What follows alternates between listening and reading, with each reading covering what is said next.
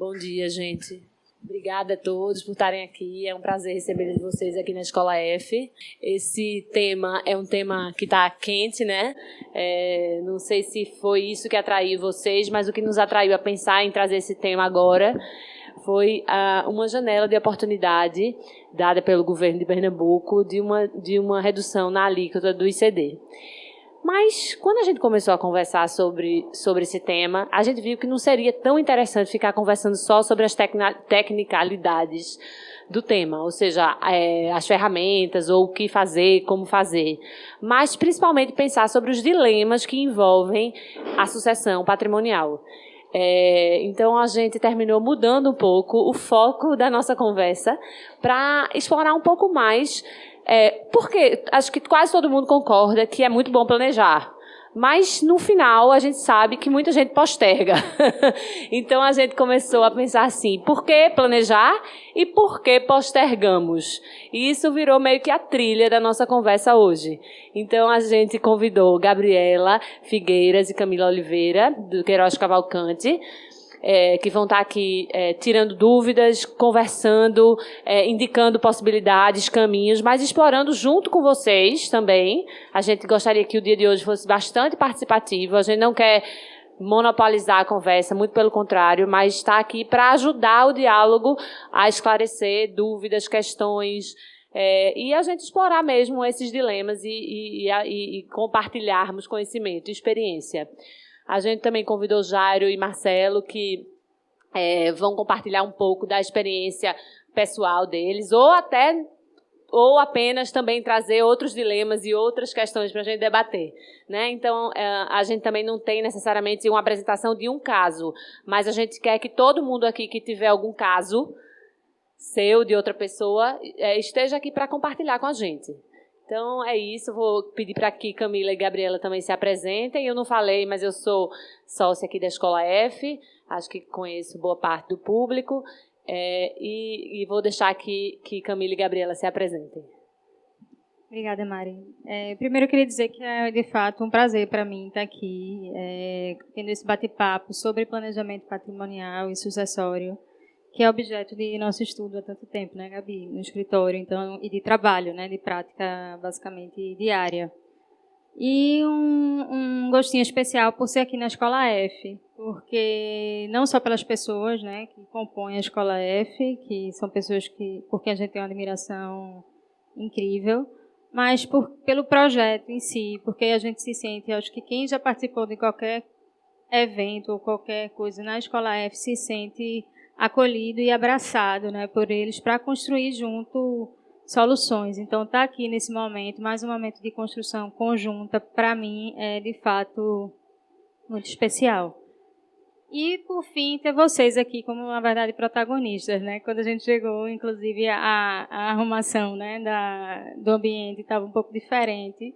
E a gente disse, não, vamos botar todo mundo no círculo, porque, na verdade, quem vai compartilhar aqui as coisas são vocês. A gente está aqui num objetivo de participar tangencialmente, né? Ou seja, se a gente tiver alguma forma de confortar em relação aos dilemas, enfim, de apresentar soluções que possam fazer sentido para vocês, a gente vai, sim, dar os inputs e trocar também nossas experiências. Mas a ideia é que vocês estejam capitaneando esse processo aqui hoje, né? E aí a gente começa, dentro da trilha aí que Mari falou, o porquê planejar, né? Então, a ideia é a gente fazer, eu e Gabi, né? Nós trabalhamos juntas há muito tempo em Queiroz Cavalcante, eu também nem me apresentei, né? Eu sou sócia titular da área empresarial de Queiroz Cavalcante. E, junto aqui com Gabi, a gente tem trabalhado já há muitos anos em planejamento patrimonial e sucessório. Eu diria até que esse é o principal serviço, né, da nossa área, em termos de tanto de número quanto de faturamento, né? Seja, às vezes, motivado por crise, seja, às vezes, motivado pelo processo, de fato, sucessório. Então, dentro desse ambiente, a primeira ideia da gente aqui foi compartilhar, colocar mais ou menos todo mundo na mesma página, então compartilhar um pouco com vocês os motivadores de um planejamento, né? Gabi vai falar um pouco das ferramentas que a gente geralmente usa, né, nesses trabalhos, assim, que não são, a gente pegou as principais por conta do tempo, efetivamente, mas isso não impede que, se vocês tiverem alguma dúvida em relação a algum ponto específico, também apresentem, né, para conhecer um pouco melhor outras ferramentas. E na sequência, que aí vocês assumem o bastão aqui da apresentação, seria o porquê postergar, né? Então, a gente vai precisar muito dos inputs de vocês, né? O que é que vocês acham que leva o proprietário a postergar esse momento, né? Quais são as questões emocionais, muitas vezes? Então, a gente vai bater um papo sobre isso. E aí, por fim, os dilemas, né? Eu preciso doar igual para todos os meus filhos, né? Às vezes, existem filhos de casamentos diferentes. Para quem doar, qual é o melhor momento para doar? Então, uma série de dilemas aí que a gente também pode ir abordando e trazendo, eventualmente, um conforto aí para vocês, né? E aí, começando aqui com os motivadores, o primeiro deles eu vou indicar, de fato, a eficiência fiscal, porque esse foi o motivador, digamos, até do nosso evento, né? Então, a gente, como a Mari disse, existe essa janela aqui, criada pelo Estado de Pernambuco. Vocês estão vendo aí 3 colunas, né? A primeira é que a gente chama de normal, assim, 4 colunas. A segunda a gente chama de normal, é a alíquota padrão, a alíquota que era vigente até a abertura dessa janela, que ela, de fato, como janela, ela é transitória até o final de março. Então, a gente tem, vocês podem ver que, a depender do valor do bem, a gente sai de uma alíquota do imposto de doação de 2% a 8%, né? Porque é um imposto que a gente chama escalonado. E aí, essa terceira coluna, vocês basicamente podem desconsiderar, porque ela foi vigente até 12, né, de 2019. E as doações realizadas, então, agora, até março, elas passam a ter essa alíquota de 1% para operações que vão até 228.880 e 3% para as que forem acima disso. Quando a gente saindo, vocês podem observar que a gente pode chegar a sair de uma alíquota de 8% para uma alíquota de 3%, que representa, de fato, um ganho ou uma oportunidade de ganho relevante, principalmente para quem já vem tratando do tema, né? Então, o planejamento permite esse aproveitamento, né? E aí a gente está falando de uma janela, mas eu não me restringiria a essa janela especificamente. Quando a gente está falando de planejamento, Gabi vai falar mais na frente das ferramentas, né? Então, a gente tem, por exemplo, previdência privada, né? Simplesmente para você analisar se você vai fazer um VGBL, um PGBL, isso já tem uma incidência fiscal diferente, né? Se você quiser trabalhar com fundo, né? Se você vai fazer um fundo aberto ou um fundo fechado, já existem diferenças tributárias. Então, o planejamento permite que você analise todas as ferramentas que estão disponíveis e escolha as que lhe parecem mais adequadas e mais eficientes sob a perspectiva fiscal.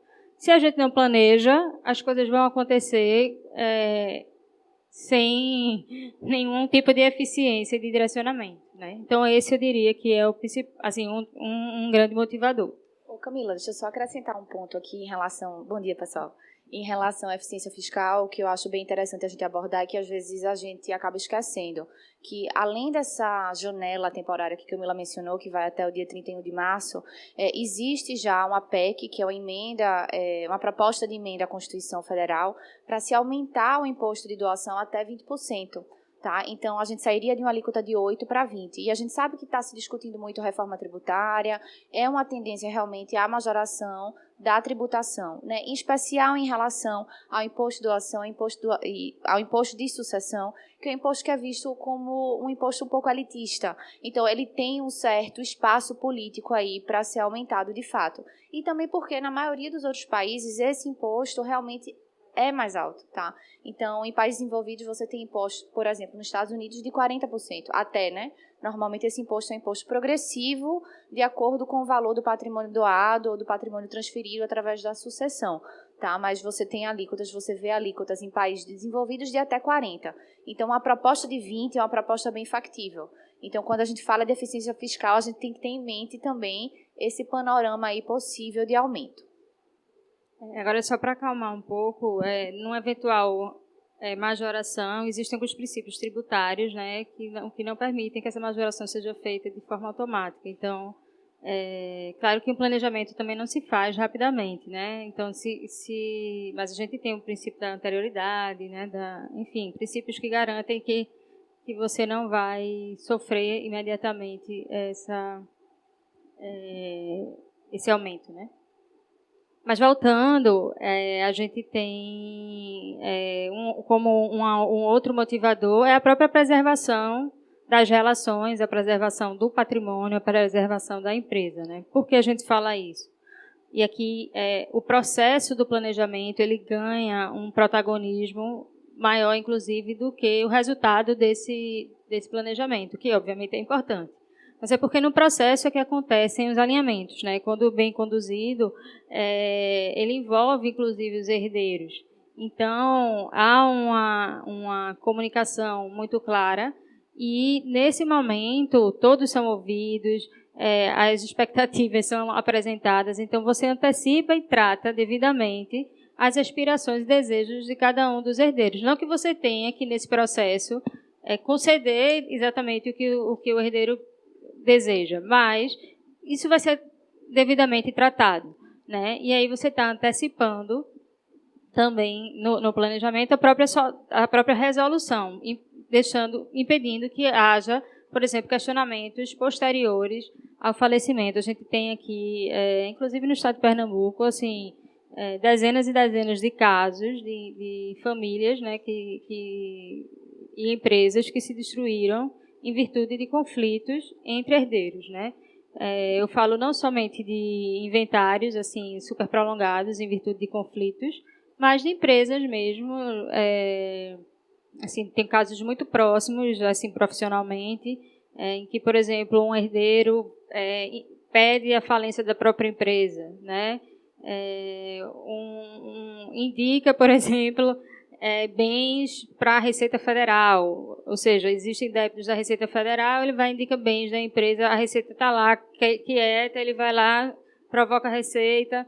Então, tudo por conta de conflitos. Se essa pessoa está, por exemplo, na administração, é melhor não ter empresa do que a empresa sob a gestão dessa pessoa, né? Então,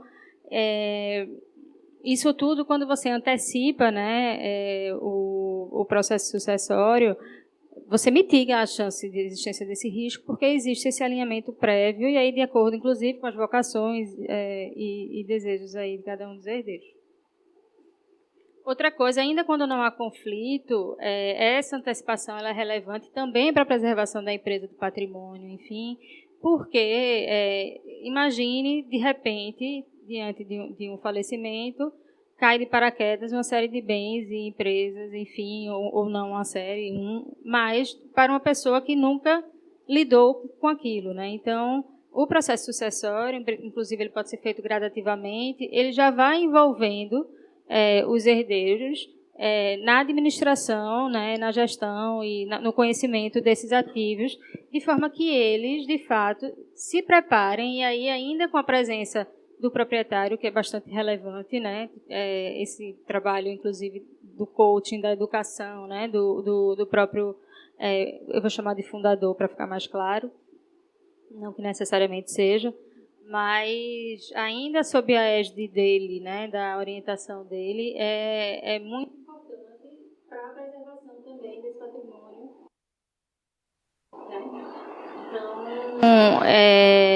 esse, para mim, é o principal motivador, mais importante ainda do que as questões fiscais, né, que representam efetivamente uma despesa, mas não tem o condão de eventualmente destruir, né, o patrimônio. Camila, só uma observação para a gente guardar aí um tema para depois discutir, que é essa participação dos herdeiros no planejamento. Acho que vamos deixar aí lembrado para a gente conversar um pouquinho sobre isso quando a gente for falar de dilemas, porque eu acho que muita gente planeja, mas não envolve os herdeiros. Então, pode ter todos os outros benefícios, mas não vai ter necessariamente esse, porque não vê que essa também é uma oportunidade de desenvolver as pessoas, de criar alinhamento na família. Então, vamos deixar aí A gente tem casos, inclusive, de testamentos feitos com a participação dos herdeiros. Né? Então, você quer ficar com isso? Né? Tipo, você acha que é bom, você acha legal, né? Que aqui é um pouco do que a gente está falando, inclusive, da destinação do patrimônio, que é uma outra vantagem, de acordo com a sua vontade e com a vocação dos herdeiros, enfim, isso é possível ser feito num planejamento, seja, a gente indica que seja feito, que você antecipe, né?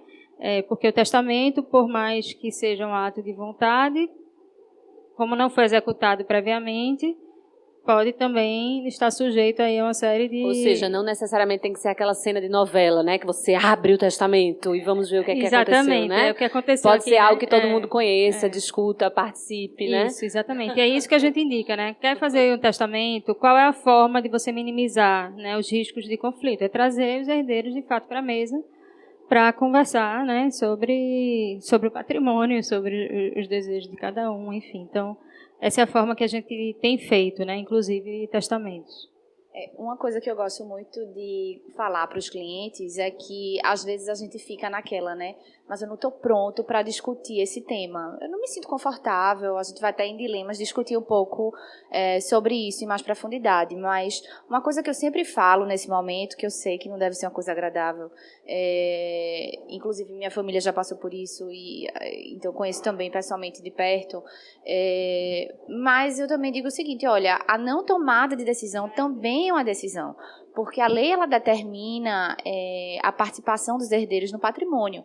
Então, não decidir é decidir, né? Então, ao invés de a gente deixar a lei, deixar aquela coisa padrão ser aplicada, que muitas vezes não faz nenhum sentido para aquela família, para aquele patrimônio, vamos pensar, vamos refletir, né, nessa divisão. E, às vezes, a gente até acha que isso pode gerar algum conflito. Poxa, mas eu vou ter que falar para o meu filho que eu acho que talvez ele não deva participar dessa empresa e participar só dessa aqui que só tem uns imóveis, por exemplo. Mas talvez seja isso que ele quer, né? Então, a transparência, né? Esse diálogo, aquilo que Camila falou, né? Esse processo, ele é muito rico, né? E aí daí é que nasce o desenvolvimento dos herdeiros, né? Porque traz esse engajamento, traz esse sentimento de participação, de pertencimento, de que, poxa, meus anseios foram ouvidos, né? Ainda que não tenham sido atendidos exatamente aquilo que eu queria, mas eu entendi o porquê, eu entendi os motivadores daquela divisão, daquele processo, né? Então, eu acho que realmente esse momento de planejar, ele é muito rico e ele traz, assim, infinitas vantagens.